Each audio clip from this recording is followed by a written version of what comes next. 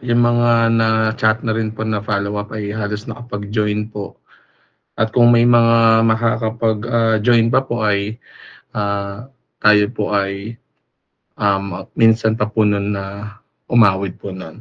Ngayon po sa atin pong pagsisimula, kapatid, muli po ay isang mabiyaya po na gabi sa atin pong lahat. At kanina po ay malakas ang pag-uulan. Salamat po sa Panginoon, sa protection po niya. At sa ganito pong pagkakataon na tayo ay nakakapagpatuloy sa gawain sa pag-aaral ng salita ng Diyos. At bilang panimula, tayong lahat ay umawit doon sa krus.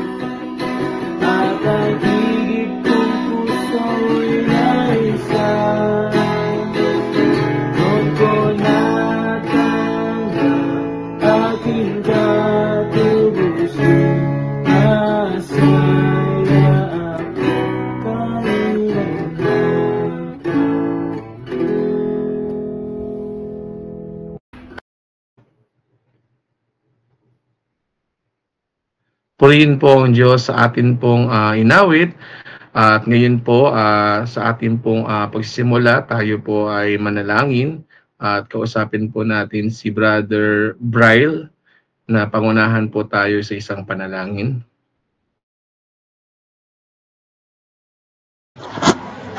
Sige po, tayo po ay manalangin. Ama naming Diyos na banal, dakila, pinakamakapangyarihan sa lahat. Maraming salamat po para sa gabi na muli niyo pong ibinigay sa amin upang makapagtipon at bagamat online lamang po upang makapag-aral ng inyong mga salita. Maraming salamat po sa mga nakadalo ngayon at sana po ay gabayan niyo po kami sa aming pag-aaral upang lubusan po naming maintindihan at may sa puso ang inyong mga salita. Maraming salamat din po at sana po ay biyayaan nyo rin po ang inyong gagamitin na tagapagturo ngayong gabi. At sana rin po ay tulungan nyo rin po kami sa pag-aaral na ito. Maraming salamat po at sana rin po ay samahan nyo rin po ang mga wala pa po rito sa pagtitipon na ito at protektahan nyo po sila sa kung ano man pong ginagawa po nila ngayon. Yan lamang po. Maraming salamat po sa pangalan ni Jesus. Amen.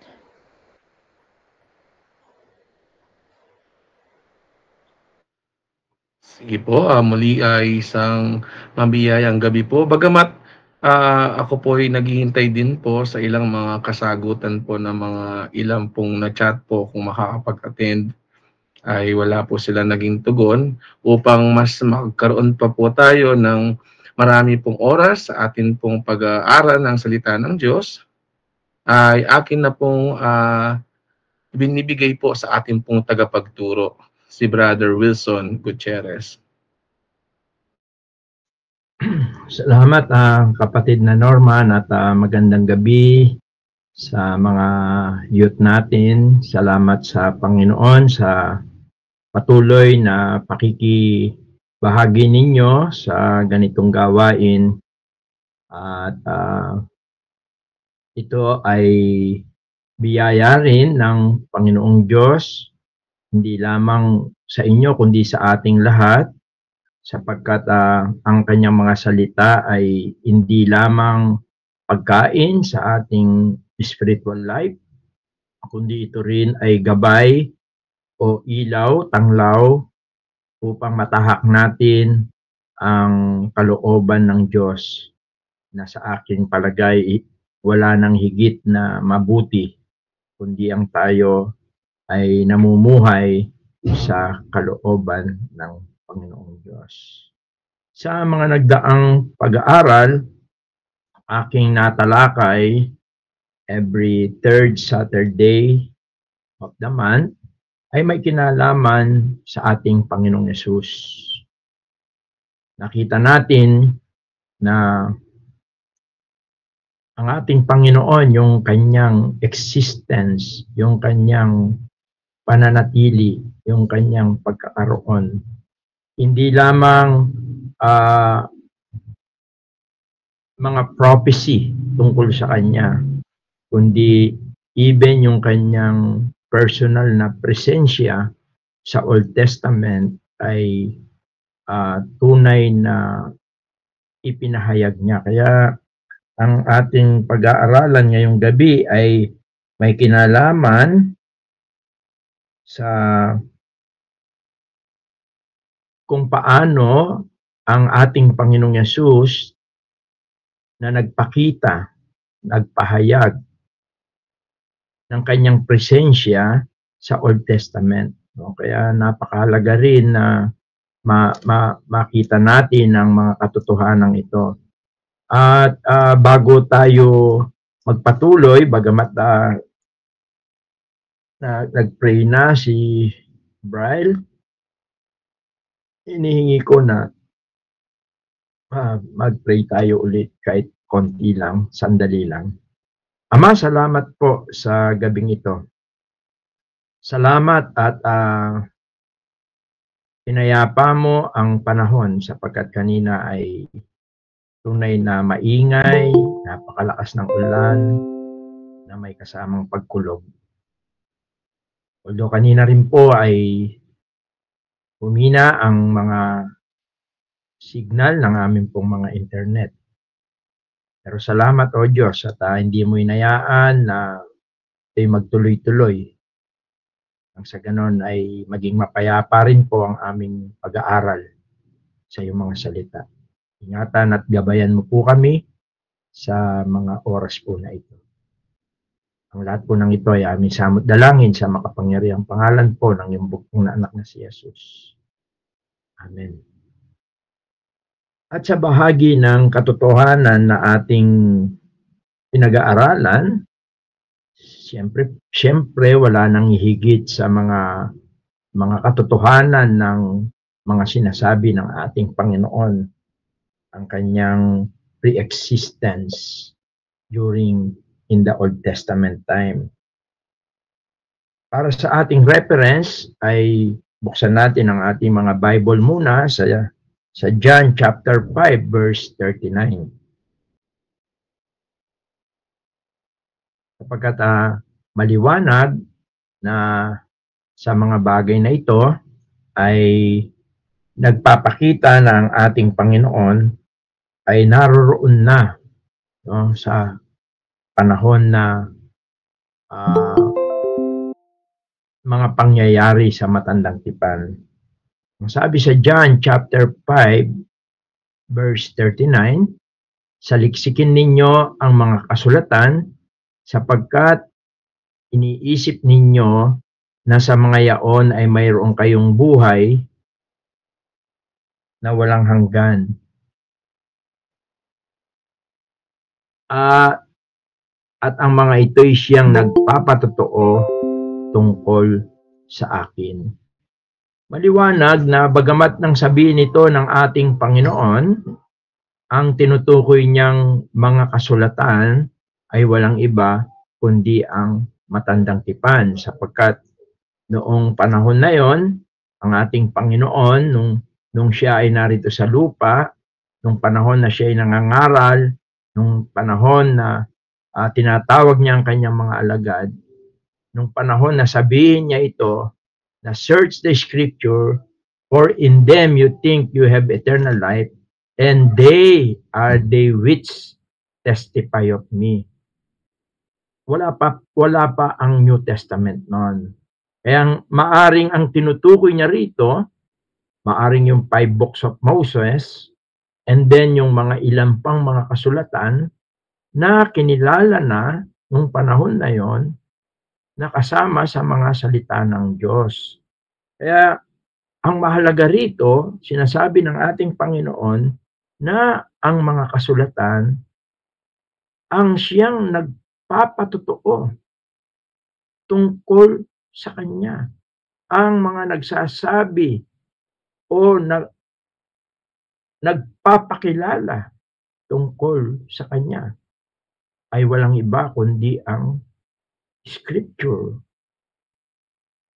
At nirebuke niya rin si Cleopas pagkatapos na siya ay mamatay at siya ay muling mabuhay doon sa Road of Emmaus. Mababasa natin ito doon sa Luke chapter 24, simula 25 hanggang 27. Kung saan, binanggit niya rin dito na ang kasulatan, ang mga sinulat ng mga propeta, ang mga sinulat ni Moses ay nakapatungkol sa kanya. Kaya ganito ang ating mababasa, sabi niya, at sinabi niya sa kanila, o mga taong haling, at makukupad ang mga pusong magsisampalataya sa lahat ng salita ng mga propeta. Hindi baga kinakailangan si Kristo ay maghirap ng mga bagay na ito at pumasok sa kanyang kalwalatian? Verse 27, at magmula kay Moises, ang tinutukoy niya rito, yung 5 books of Moses, ang unang aklat ng Old Testament.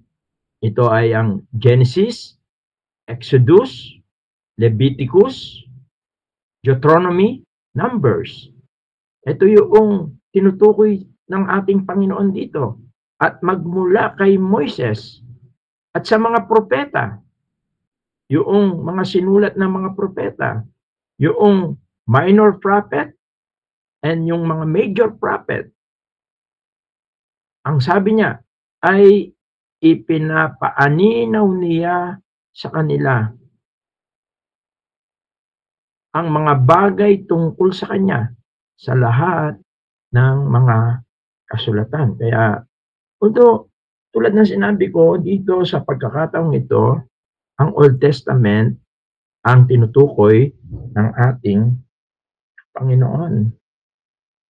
At maging si Haring David, pinredict niya ang tungkol sa pagkabuhay na maguli ng ating Panginoon. Halos 1,000 taon yung pagitan. At ito yung mababasa natin sa Awit 16, verse 8 hanggang 11.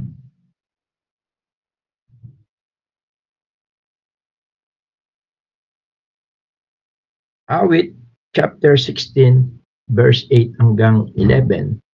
Sabi niya, aking inilagay na lagi ang Panginoon sa harap ko, sapagkat kung siya ay nasa aking kanan, hindi ako makikilos. Kaya't ang aking puso ay masaya at ang aking kalwalatian ay nagagalak. Ang akin namang katawan ay tatahang tiwasay, sapagkat hindi mo iiwan ang aking kaluluwa sa Seol, ni hindi mo man titiisin ang iyong banal ay makakita ng kabulukan. Verse 11, iyong ituturo sa akin ang landas ng buhay, na sa iyong harapan ang kapuspusan ng kagalakan, sa iyong kanan ay may kasayahan magpakailanman. Although ang tinutukoy dito, one of the prophecy, isa ito sa mga hula na nagmula kay David, bagamat ito'y sinulat ni David, subalit ang mga ito ay tumutukoy sa ating Panginoon, tungkol sa kanyang kamatayan, tungkol sa kanyang pagkabuhay na maguli. Kaya, ang sabi niya sa verse 10, sapagkat hindi mo iiwan ang aking kaluluwa sa Sheol, ni hindi mo man titiisin ang iyong banal, ay makakita ng kabulukan. Yung kanyang pagkabuhay na maguli. Marami pang mga talata sa banal na kasulatan na tumutukoy sa ating Panginoon. But this time, sa ating pag-aaral ngayon, ay pag-aaralan natin yun namang presensya, yung pagpapakita ng Panginoon sa Old Testament. At alam ninyo, una niya itong ginawa o unang pinakita niya ang kanyang presensya ay sa isang alila ni Sarah. At napakaganda ng kwento na yan, at dito tayo magpo-focus sa Genesis chapter 16. Sa Genesis chapter 16, at gusto kong, marami kasing mga mayayaman na lesson, napakagandang mga lesson, spiritual lesson na merong mga application na maganda sa buhay natin.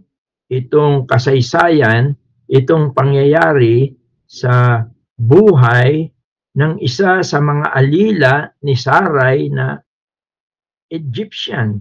At ito'y walang iba kundi si Agar, sapagkat siya ang unang nakaranas at nakakita personally sa presensya ni Jesus, ng ating Panginoon, sa panahon dito sa matandang tipan. At gusto kong tignan natin ang istoryang ito.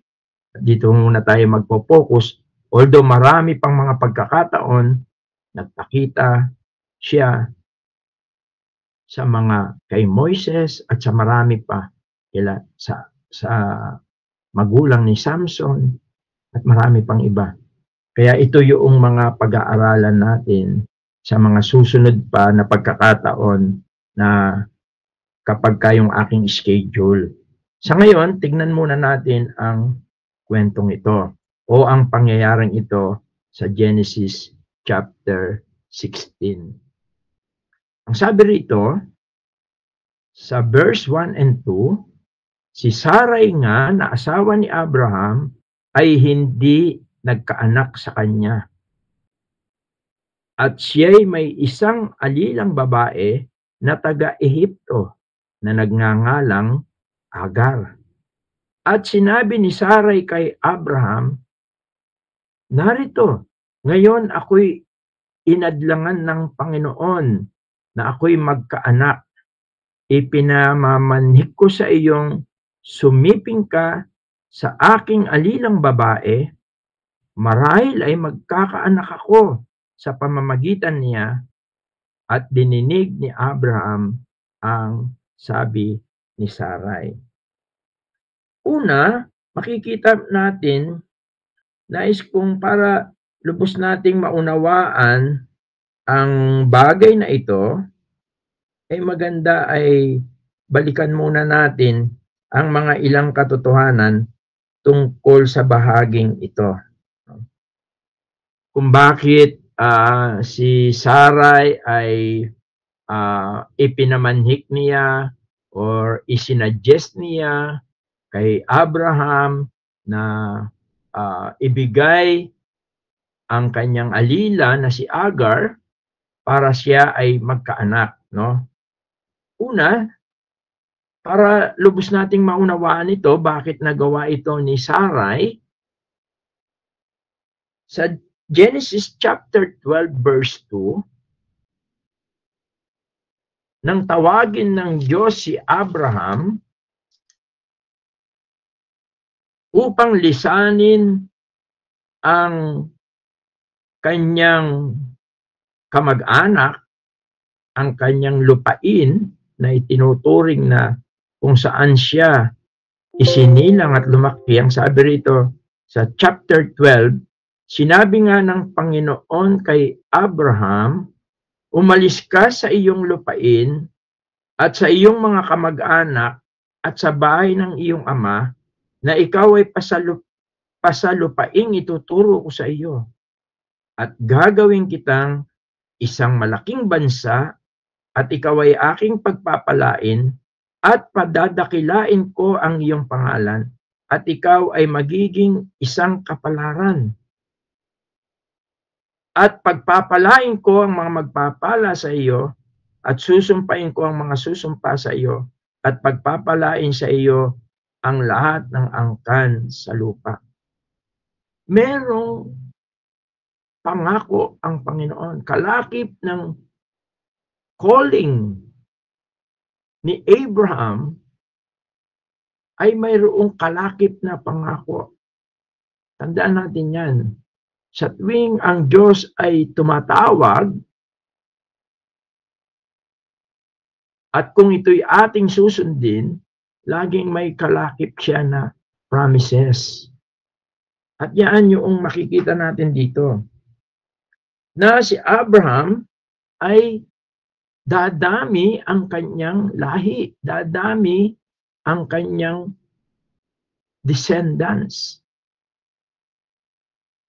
At ganyan din ang mababasa natin sa chapter 13, simula 15 hanggang 16. Sabi rito, sapagkat ang buong lupaing iyong natatanaw ay ibibigay ko sa iyo at sa iyong binhi magpakailanman at gagawin kong parang alabok ng lupa ang iyong binhi na anupat kung mabibilang ng sino man ang alabok ng lupa ay mabibilang nga rin ang iyong binhi. Pansinin natin itong promises na ito. Lalaki, dadami ang kanyang lahi. Magkakaanak siya ng marami. Yan ang pangako ng Diyos sa kanya. Subalit, dumating sa pagkakataon na ito, maaring si Sarah, alam niya rin ang pangako ng Diyos na ito. Ito ang dahilan kung bakit si Sarah, na asawa ni Abraham, ay inoffer niya yung kanyang alila.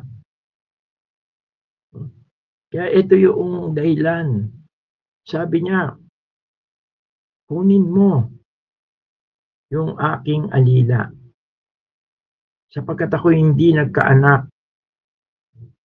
ipinamamanik ko sa iyong sumiping ka sa aking alilang babae. Ito yung reason. Ano ang makikita natin dito?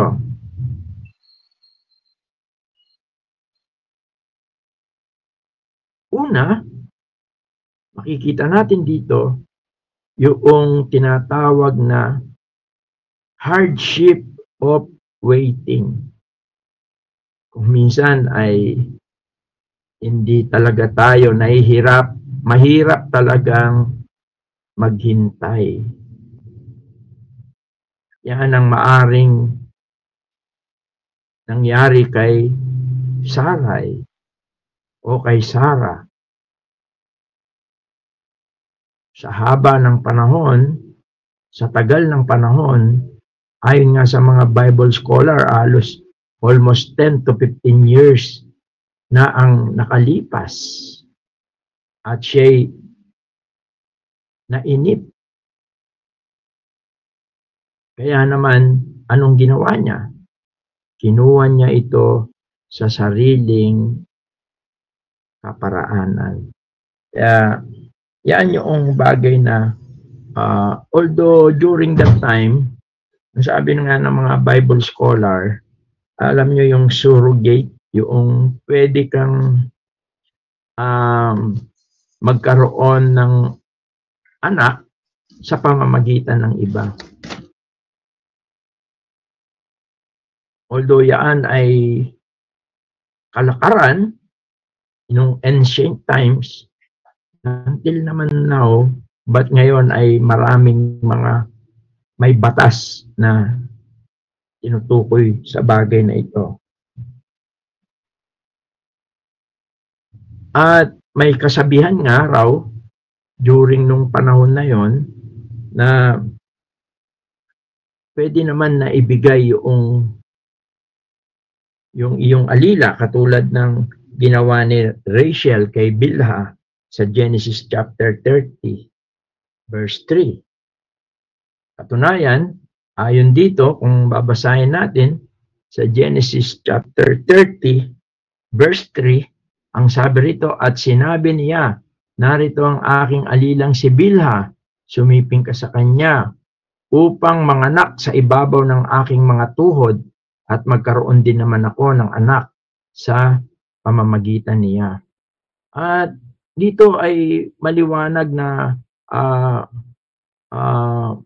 during noong ancient time ay ginagawa ang bagay na yon. Actually, ayon daw sa isang ito raw ay literal ayon sa isang old komentarista ng Bible. Ay isang matandang komentarista na sinasabi niya, ito raw ay hindi siya spiritual o tinatawag na ito ay sinasabing practical. Itong ginagawa na ito, hindi siya paglalarawan yung sinasabing sa ibabaw ng aking mga tuhod. Kasi yung pag-inseminate daw ng similya ay kumakandong sa babae o sa nanay o doon sa asawa yung alilang babae para inseminate yung similya ng lalaki. At ganun din sa panganganak, kinakandong sapagkat inaari niyang kanya yung magiging anak. Subalit ito ay, bagamat ito ay kalakaran noong panahon na yon, sa pagkakataong ito, makikita natin na ito ay tuwiran na unbelief. Sapagkat nangako ang Diyos kay Abraham at kay Sarah na sila ay magkakaanak. Subalit dahil sa tagal ng kanilang paghihintay, sila ay nainip at naisipan ng bagay na ito. At kinuha nila sa sarili nilang lakas, karunungan at kaparaanan. At ano ang nangyari dito? Ang sabi rito, sa 3 and 4, at kinuha ni Sarai na asawa ni Abraham si Agar na taga-Ehipto na kanyang alila pagkaraan ng 10 taon na makataan si Abram sa lupain ng Kanaan. At ibinigay kay Abram na kanyang asawa upang maging asawa niya. And verse 4, at siya'y sumiping kay Agar at naglihi. At nang makita niyang siya'y naglihi, ay niwalang halaga niya ang kanyang Panginoong babae sa kanyang paningin. Kung papansinin natin, yung kanilang plano, yung kanilang ginawa, bagamat hindi man dapat, karapat-dapat, makikita natin, mayroon namang result, nagbunga. At dito maliwanag na ang mayroong problema kung bakit hindi sila nagkakaanak ay hindi si Abraham, kundi si Sarah. Maliwanag ito. Sapagkat ipinangako ng Diyos, bagamat ang pangako ng Diyos ay sa katawan ni Abraham, magmumula ang maraming mga lahi niya na ito. Subalit nakalimutan niya na ang kanyang asawa ay walang iba kundi si Sarah, na siya rin ang pinangakuan na sa kanilang pagsasama ay dadami ang kanilang lahi. Kung titignan natin, yung kanilang sariling kaparaanan ay nagbunga, nagmaterialize. Subalit, ito ay blessing and curse. Kung papansinin natin. Bakit? Kasi, ang sabi ni Sarai kay Abraham, o dito sa ating binasa, sabi sa verse 4, at siya'y sumiping kay Agar at naglihi, at nang makita niyang siya'y naglilihi, ay niwalang halaga niya ang kanyang Panginoong babae. Ito yung curse. Ito yung hindi magandang naidulot noong blessing. Kung titignan mo, blessing dahil si Abraham, nakita niya na hindi siya yung may diferensya. Pero ito ay mayroon ding konsekwensya.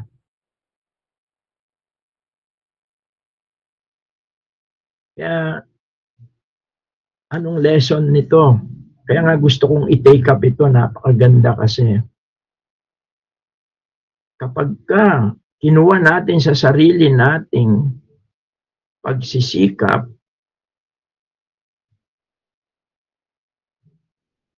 maaaring tayo ay uunlad sa buhay na ito, pero mayroong konsekwensya. Bakit? Kasi hindi natin makukuha sa ating sarili.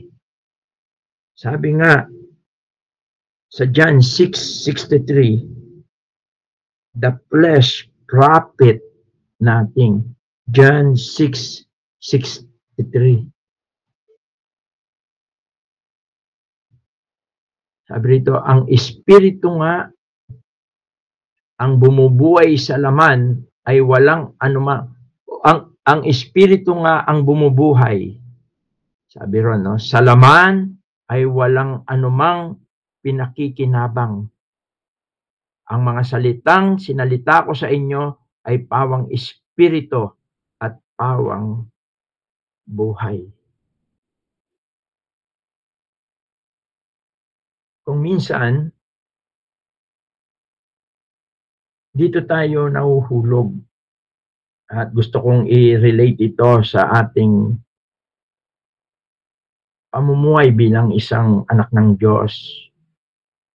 Kung minsan sinisikap natin ang mga bagay-bagay sa mundong ito, kinukuha natin in our own strength, in our own way. And like Sarah and Abraham, sometimes akala natin nagtagumpay tayo. Akala natin binless tayo ng Panginoon. Pero tandaan natin, maling-mali itong bagamat yung ginawa nila ay kalakaran sa panahon nila, pero ito ay isang napakalaking unbelief. Isa itong napakalaking pag-aalinlangan sa pangako ng Diyos sa kanila. Ito ay tuwiran na disobedience. At sinikap nila na mangyari ang mga bagay-bagay sa kanilang sariling pamamaraan. Although nakita natin, they succeed. But, napakalaki ng konsekwensya.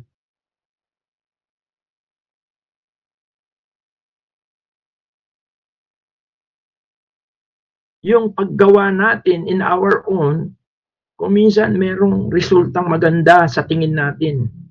Pero ito ay magdadala ng regret. Katulad ng nangyari kay Sarai. Kaya ang sabi niya, anong sinabi niya? 5 to 6, sabi niya kay Abraham. At sinabi ni Sarai kay Abraham, ang aking pagkaapi ay sumaiyo. Idinulot ko ang aking alila sa iyong sinapupunan.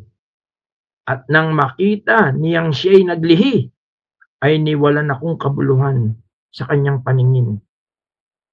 Ang Panginoon ang umatol sa akin at sa iyo. Datapot sinabi ni Abraham kay Sarai, narito ang iyong alila ay nasa iyong kamay. Gawin mo sa kanya ang iyong minamagaling sa iyong paningin. At dinuwagi siya ni Sarai at si Agar ay tumakas mula sa kanyang harap. Pansinin natin.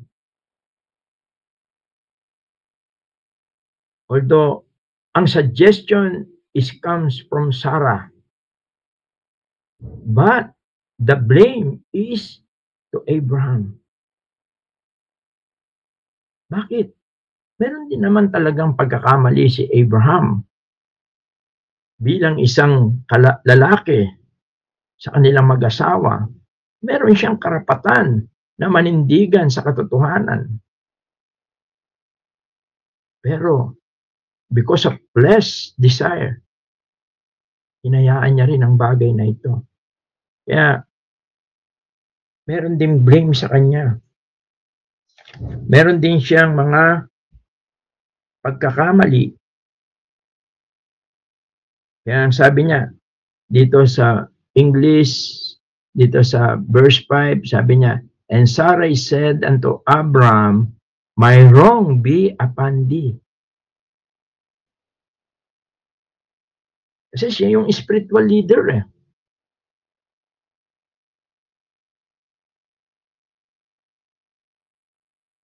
At hindi siya dapat nag-rely doon sa tinatawag na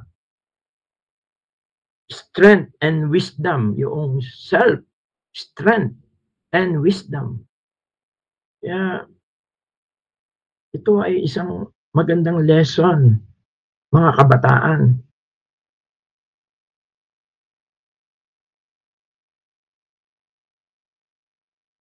Huwag tayong mag-aalinlangan sa pangako ng Diyos sa atin. Huwag tayong mag-aalinlangan sa kanyang mga salita. Panghawakan natin. At huwag nating kukunin sa ating sariling pagsisikap, sa ating sariling kaparaanan upang makamtan natin ang mga biyaya at pagpapala ng Diyos. May konsekwensya yun. At yun ang naranasan ni Sarai. Yun ang kanyang naranasan.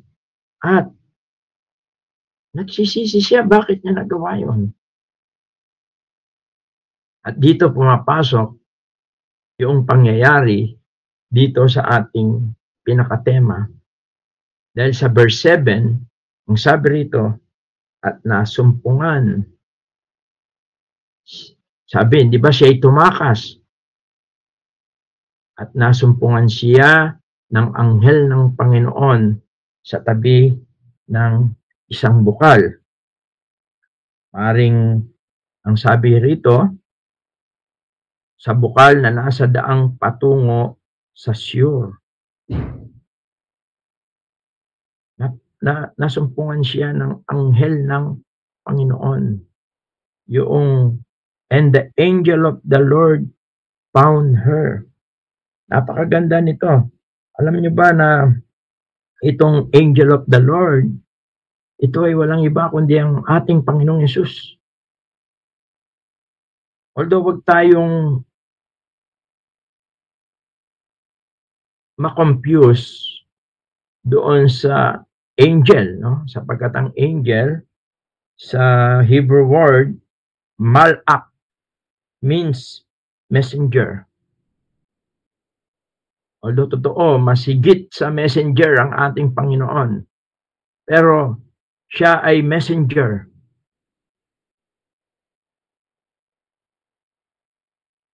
At yung angel of the Lord na tinutukoy dito, hindi tinutukoy dito yung kanyang nature.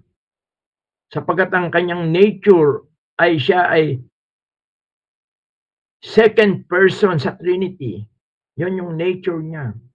Yung in the beginning was the Word and the Word was with God. Ang tinutukoy dito yung kanyang office, not nature. At tinawag ito ng mga theologians na Christophany. Temporary appearance of Christ in the Old Testament. At yung angel of the Lord, kung papansinin natin sa bandang verse 13, na pagkilala ni Agar na ang kanyang kausap, mamaya titingnan natin, no? Sapagkat ito'y personally na kanya itong nakausap. Hindi merong isang tinig na narinig mula sa kataasan. Hindi. Personal niya itong na-encounter. Sabi rito, at nasumpungan siya ng anghel ng Panginoon sa tabi ng isang bukal ng tubig sa ilang. Maaring ito'y alam niya nung siya'y tumakas, maaring hindi niya papunta siya sa Egypt, pero dahil alam niya na mayroong tubig rito, at dahil ito ay wilderness, maaring siya ay nag-stay dito for the sake na siya ay mabubuhay kahit sa inumin lamang. At ang sabi rito, at nasumpungan siya ng anghel ng Panginoon sa tabi ng isang bukal ng tubig sa ilang, sa bukal na nasa daang patungo sa Shur. At sinabi, Agar, alila ni Sarai, saan ka nanggaling at saan ka paroroon? At kanyang sinabi, ako'y tumatakas mula sa harap ni Sarai na aking Panginoon. Alam niyo, napakaganda ng tanong na ito. Where are you? Saan ka? Parang noong panahon ni Adan at ni Eva. Nasaan kayo? Ang mahalaga, ang pagpapakita nito ng Panginoon ay personal. Kakausap sila in a human form.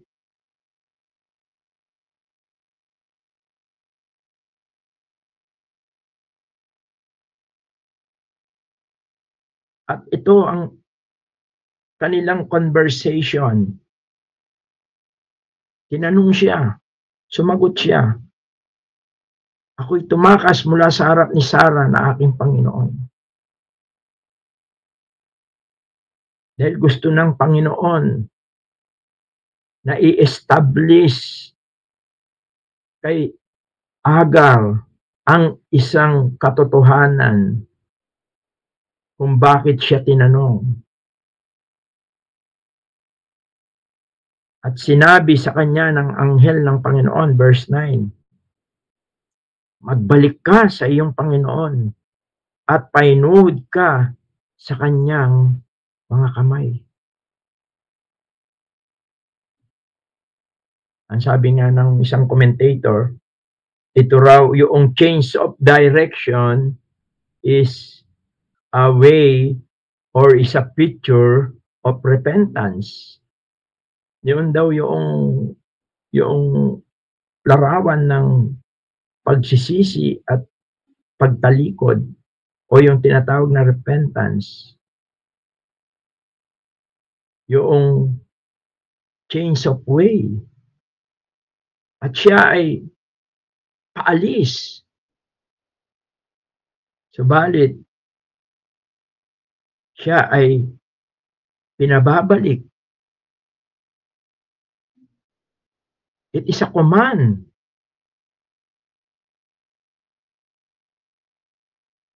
At napakaganda. Ang sabi rito, verse 10, at sinabi sa kanya ng anghel ng Panginoon, pararamihin kong mainam ang iyong binhi na hindi mabibilang dahil sa karamihan. Actually, pagka pinag-aralan natin ito yung mga Arab nation. Sapagkat ang mga Arab nation ay galing kay Ismael, sa anak ni Abraham, sa alila ni Sarai na si Agar. Kaya dito, may command din, and then may promises din. Sabi niya, at sinabi niya sa kanya ng anghel ng Panginoon, verse 11, narito ikaw ay nagdadalang tao at ikaw ay manganganak ng isang lalaki at itatawag mo sa kanyang ngalan ay Ismael sapagkat dininig ng Panginoon ang iyong kadalamhatian. Pansinin natin ito.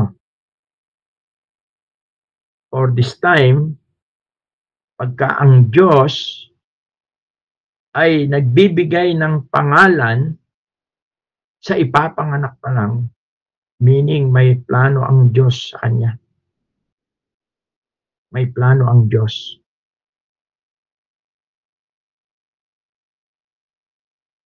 At alam natin na sa mga huling panahon at na ngayon, yung mga nangyayari ngayon, na mga labanan ng hindi matigil-tigil ang sigalot sa Middle East, darating ang araw.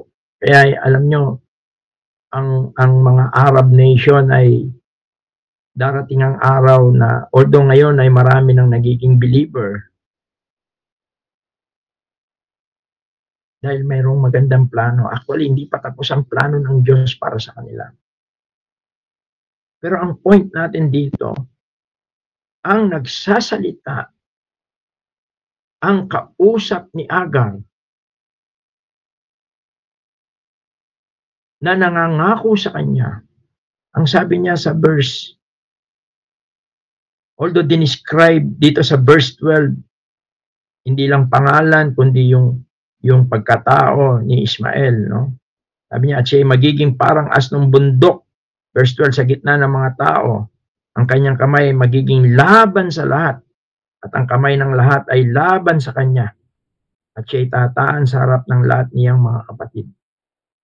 At sa verse 13, itong maganda, at kaniyang tinawagan ng ngalan ng Panginoon na nagsalita sa kanya, ikaw ay Diyos na nakakakita, sapagkat sinabi niya na masdan ko rin ba rito ang likuran niyaong nakakakita sa akin.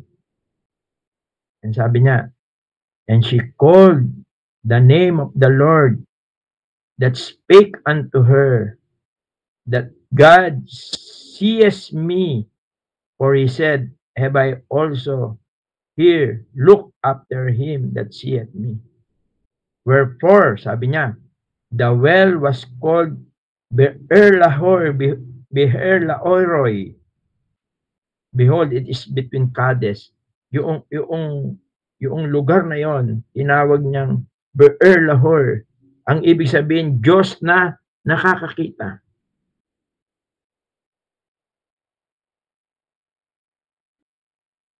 Ito ang isang napakaganda. Ang ating Panginoon, siya ang Diyos na nakakakita. Nakikita niya ang mga puso natin. Nakikita niya ang mga ginagawa natin. Nakikita niya ang mga iniisip natin. Nakikita niya ang mga motibo natin.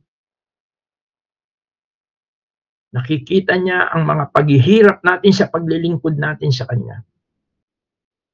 Nakikita niya ang paghihirap natin sa paninindigan sa ating pananampalataya. Nakikita niya, sapagkat siya ay Diyos na nakakakita. Kaya sabi niya, ikaw ay Diyos na nakakakita. Mahalaga ito. Sapagkat ang nakaharap ni Hagar, mukhaan, in a human form, ay walang iba kundi ang ating Panginoon. Bago siya nagkatawang tao nang ipanganak siya doon sa Bethlehem. Ito ay ang ating Panginoon. Sabi nga sa John chapter 1 verse 18, hindi ito napakahalaga na makita natin ito. Hindi ito yung ating Diyos Ama. Sapagkat ang sabi sa John 1:18, sabi niya, walang taong nakakita kailanman sa Diyos. Ang tinutukoy dito ay ang Ama. Ang bugtong na anak na nasa sinapupunan ng Ama, siya ang nagpakilala sa Kanya. Kaya maliwanag na ang nakita, ang nakaharap ni Hagar ay hindi ang Ama. Hindi ang Ama ang nagbigay ng instruction sa kanya na bumalik upang matupad ang pangako sa kanya. Hindi ang Ama, kundi ang ating Panginoong Yesus, the pre-incarnate Jesus. At ito ang presensya niya in a human form. Hindi siya parang espiritu na naaaninag lang at nagsalita sa kanya. Hindi. Personal niya. At napagkilala niya na ang kausap niya, sabi niya, ikaw ay Diyos na nakakakita. Ganyan din ang sinasabi sa 1 Timothy chapter 6 verse 16.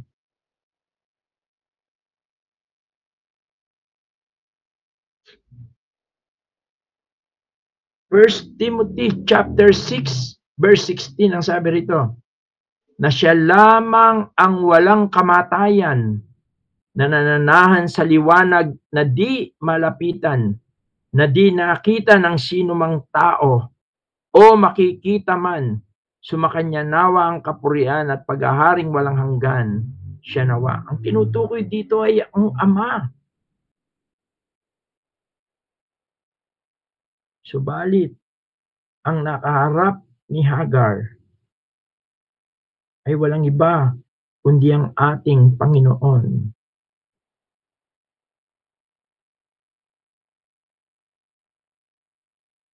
Siya ang Diyos na nakakakita. At nakita niya ang kalunos-lunos na kalagayan ng tao. Ang tao na makasalanan na papunta sa walang hanggang kaparusahan. At yan ang dahilan kung bakit inihandog niya ang kanyang buhay. Sabi nga, siya'y nagkatawang tao. Bakit? Yung isinilang siya sa Bethlehem. Isinilang siya hindi para mabuhay. Isinilang siya para siya'y mamatay para sa ating mga kasalanan. Kaya dito sa ating pag-aaral, hindi lang natin tinignan na ang ating Panginoon ay naroroon na, ang kanyang siya ay personal na kanyang presensya ay nakita siya in a human form, nagkaroon sila ng komunikasyon, nagkausap sila, at nakita ni Hagar, siya ang Diyos na nakakakita. Kaya marami pa tayong pag-aaralan sa mga pangyayari, at isa lamang ito, sabi ko nga, sila Moses, sila ang family ang parents ni Noah, at marami pang mga iba na nakita ang Panginoon, yung kanyang presensya, yung kanyang personal presence as a human, in a human form. Tinatawag ito na Christophany, yung pagpapakita niya until na dumating ang panahon. Sabi nga, Galatians 4:4, dumating ang panahon na ipinanganak ang ating Panginoong Hesus. Ang sabi roon, datapwat nang dumating ang kapanahunan, ay sinugo ng Diyos ang kanyang anak na ipinanganak ng isang babae, na ipinanganak sa ilalim ng kautusan, upang matubos niya ang nangasa ilalim ng kautusan, upang matanggap natin ang pagpupkop sa mga anak.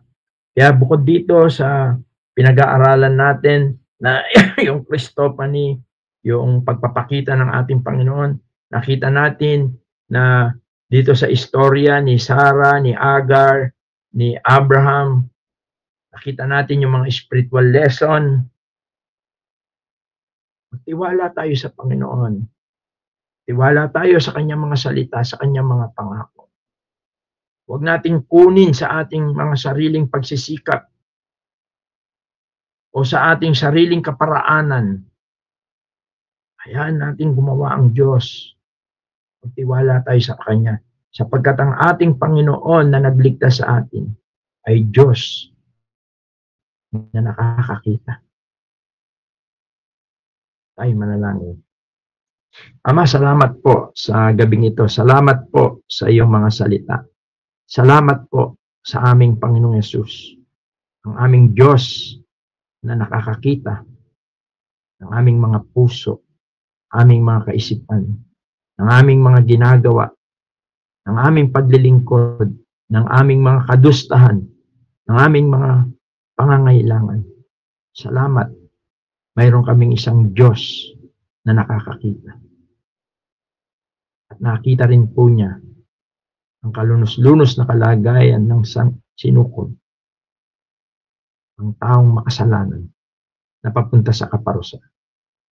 At siya ay lubusang nagtatawang tao sa pamamagitan ng virgin birth. Siya ay nanirahan dito sa lupa na ganyong tulad ng alipin hanggang sa kanyang kamatayan doon sa krus, upang ang isang taong makasalanan ay magtamo ng kaligtasan at buhay na walang hanggan. At salamat sapagkat hindi siya nanatili sa kamatayan, kundi sa ikatlong araw siya ay muling nabuhay. Siya ay muling umakyat sa iyong kaharian at lumuklok sa iyong kanan upang sa pamamagitan niya ay magministeryo siya sa amin pong mga sumampalataya. Salamat po, O Diyos. Pagpalain mo po ang iyong mga salita. Pagpalain mo po ang bawat kabataan. Tulungan mo sila na magtiwala sa iyo at hindi sa kanilang mga sariling kaparaanan at talakasan. Ang lahat po ng ito ay aming samot dalangin sa makapangyarihang pangalan po ng iyong bugtong na anak na si Jesus. Amen. Good evening and God bless sa bawat isa. Balik ko muna sa ating MC.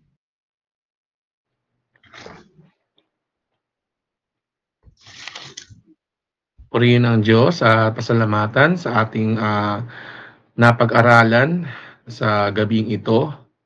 At nasa dako na tayo ngayon ng ating question and answer.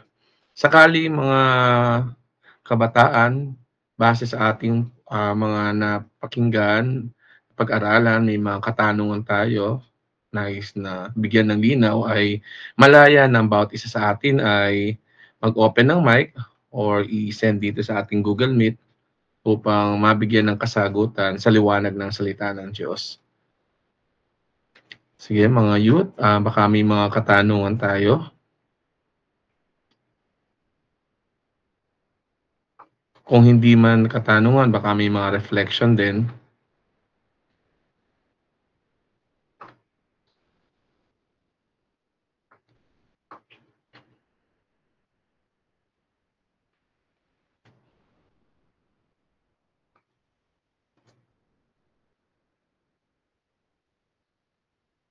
Last call sa ating mga young people, mga youth dito sa ating Google Meet.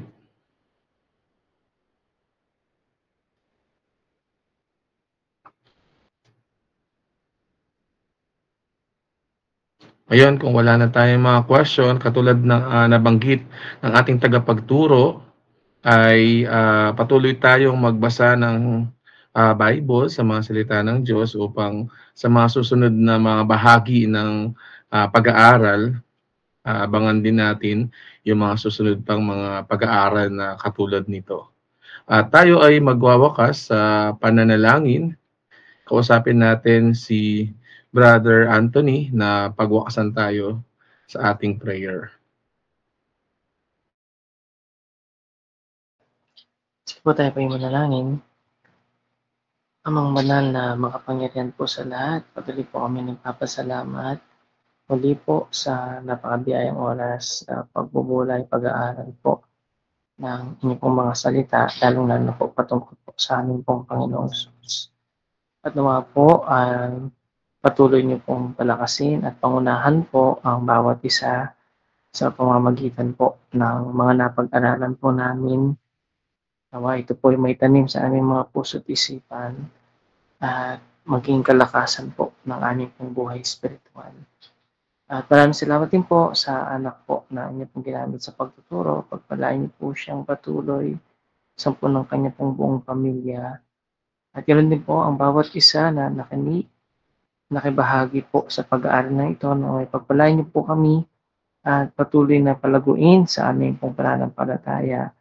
Lalong-lalo na po ang aming pong mga young people, ang aming pong mga youth. At ingatan niyo rin po bless ang mga kapatid po na hindi namin po kapiling ngayon. At ihanda niyo po kami sa araw po ng bukas para po sa gawain po ng pananambahan at pag-aaral ng inyong pong mga salita. Ingatan niyo rin po ang gabi po sa aming pong pagpapahinga at gabayan niyo pong bawat isa ng makapag-ipon po ng kalakasan. At kalakasan din pong gagamitin sa paglilingkod po sa inyo.